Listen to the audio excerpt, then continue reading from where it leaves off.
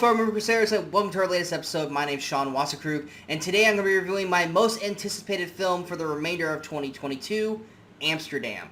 For many people who watched our fall preview a couple weeks back, I rated this my number one most anticipated film for the rest of the year, and the reason why is, A, we got David O. Russell, who's directing the film. I loved The Fighter, The Fighter, and I loved Silver Linings Playbook. And then, of course, this cast. I mean, let's just run down the cast real quick. You got Christian Bale, Margot Robbie, John David Washington, Anya Taylor-Joy, Chris Rock, Mike Myers, Michael Shannon, Taylor Swift, Timothy Olyphant, Zoe Saldana, Robert De Niro, Rami Malek. I mean, the list goes on and on. Like, this is such a fantastic cast, and it looks funny and kooky, and with this cast, with that director, it seems like a knockout. Now, I had to watch this a little bit later because I was sick and I didn't get to watch it, on opening night like I normally would do. And the reviews for this film were really, really bad, and I didn't understand why, because how could this movie fail? It looked and had this charm to it that I just couldn't understand how this movie could be so bad. So I finally got to check it out.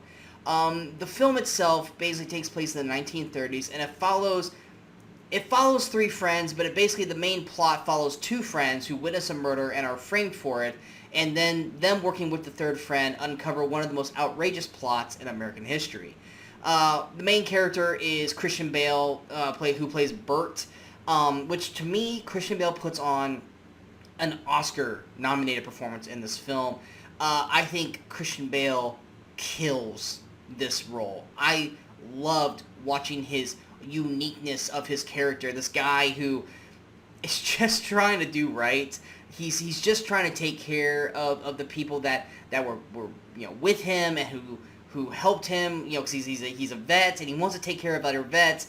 He's been through the ringer physically and emotionally by his wife and what happened in the war, and then this stuff just kind of just gets thrown into this crazy thing that happens, and I think Christian Bale does a fantastic job at it. Margot Robbie plays Valerie. I think when Val is introduced, I think it's probably one of the better introductions to a character. Margot Robbie comes in, and everyone obviously knows her as Harley Quinn, and she plays this character with such... I'm blanking on the word, but she just comes in and takes this movie by storm. She basically just intertwines Bale and John David Washington's characters into her web, and I don't mean that in a bad way, but like, she has this aura around her that if you can actually break in, you want to be with her. On the fact that she's gorgeous, but she has this energy, this light around her that just attracts them to her immediatally. And that is one thing to me that works immensely in this film, is the friendship of these three, between Bert, Harold, played by John David Washington, and Valerie. I loved just watching these three together, hanging out, dancing, doing their own thing, and just going through the movie with these three characters. Maybe that's why that didn't work for a lot of people. Maybe the plot didn't work. Maybe some people didn't find it funny. I don't know. But I loved watching these three work together. I love the chemistry of these three. John David Washington's Harold. He's another vet who met Bert during the World War I. I will say this at first, the very beginning of the film, and there are times in the film, this is probably why a lot of people have problems with this movie, the dialogue,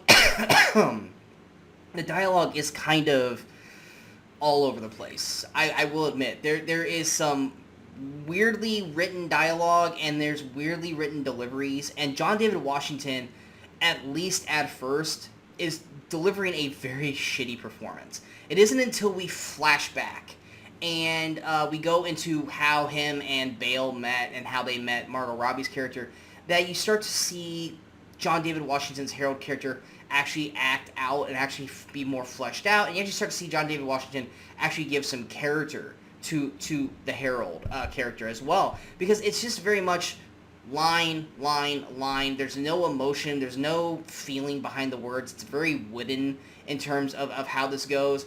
But once you get all three of them together, it's almost like a light switch flips on in John David Washington's performance, and you actually start to get some feeling out of his character. And it's not just him that is that way. There's other characters in this film that just have this kind of wooden approach or wooden dialogue, and it's delivered very stiff. Chris Rock plays Milton King.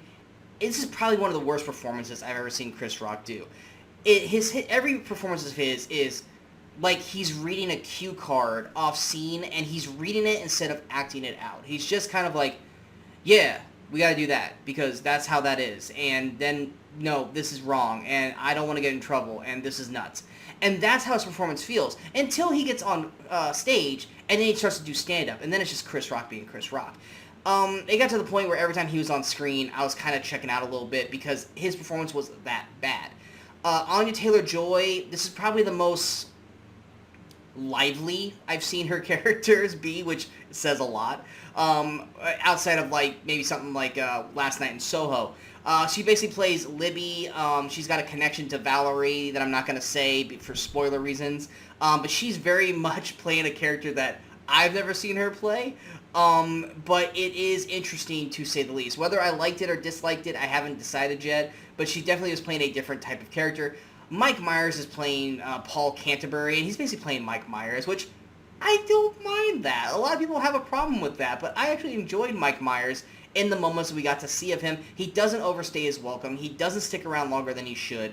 And I actually enjoyed when he did pop on. Michael Shannon, I think, is solid in his role. Timothy Olyphant plays a very mysterious character that I wish we actually would have gotten more of on screen, because his character just kind of jumps in, jumps out, jumps back in, and jumps back out. And they could have given a little more time to his character to flesh it out a little bit more outside of this mysterious character, because his character was honestly probably one of the more interesting parts of the film that don't get basically delved into nearly as much. Taylor Swift is fine in the role that she's in. Luckily, she does not overstay her welcome. Zoe Saldana, that's another character that I think could have used a little more screen time, because I think she was really good in the role that she had. Rami Malek is definitely a guy who knows the movie that he is in, and I think Rami Malek is one of the guys that's actually playing the role perfectly. I wouldn't say it's an Oscar-worthy performance, because it's not, but he is a guy that you're watching him, and I'm like, this is the guy who knows the assignment. This is the guy who knows 100% what his character is supposed to be like. He's supposed to cheese up the shit out of this script, and Rami Malek does it flawlessly. And Robert De Niro is being Robert De Niro, and I don't mean that in a bad way. It's no less than Willem Dafoe going off and doing Willem Dafoe things. Robert De Niro is playing the general, and he's basically just doing what we all know and love, and that's why we love Robert De Niro. He's not going to blow you away with a performance or anything, but he's going to give a solid performance, much like we saw in Silver Linings Playbook. The reason why I think a lot of people are having problems with this film is, A, some of the wooden delivery, some of the wooden dialogue. It does feel very almost play-like, where there's a lot of just people just standing there and delivering their lines, and not a lot of, like, acting it out like it's a movie. But then it does do those things as well, but there's just certain scenes that stick out like a sore thumb, and the underlining script, the full-on long script play of this film, it's there's too much going on, basically.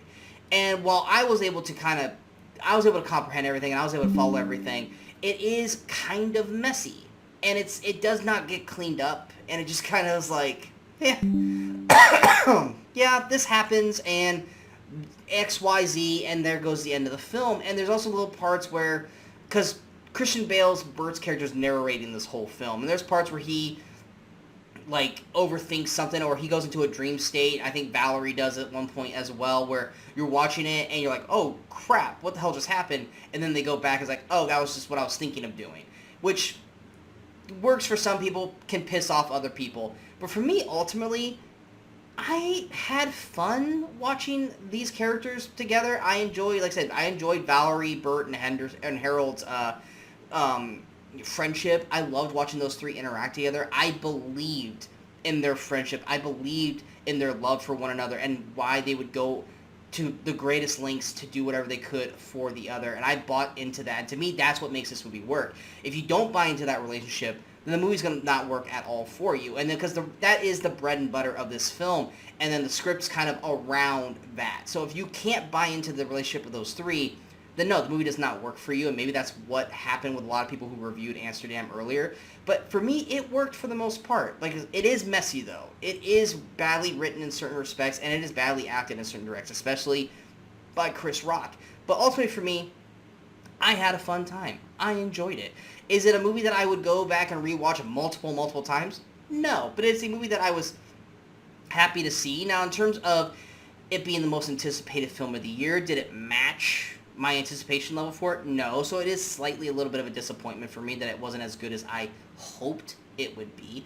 But that doesn't necessarily make me, hate it by any means. I just wish it was a little bit tighter, a little bit stronger acted, a little bit stronger dialogue. But for what I got, I had a fun time with it overall. In terms of recommendation, if you like these leads and you want to see these characters, then by all means check out Amsterdam. Just be prepared for the zaniness as well as wooden aspects of the film, because like I said, there are some very wooden and badly delivered lines in the film, but for most part I thought it was fine. I'm going to give Amsterdam a 76%. I hope you guys enjoyed this review. If you guys did, go and hit that like, share, and subscribe button to the channel so you guys stay up to date with all the latest videos pop up on the Movie Crusaders. And of course, you can follow us on all social media I'll see below. Right now, we have reviews out for Smile, Rosalind, and we have a massive review drop for Dead for a Dollar, Luckiest Girl Alive, Mr. Hannigan's Phone, Hellraiser, and The Curse of Bridge Hollow. And next we have a review for Halloween Ends, as well as next week we'll have a review for Black Adam, as well as all other movies that are coming out for the rest of October. And then Brian and myself will be back in 2 weeks to do a season wrap-up of She-Hulk, House of the Dragon, and Rings of Power. So we have plenty for you guys to check out. And until next time, in case I don't see you, good morning, good afternoon, and good night, Movie Crusaders.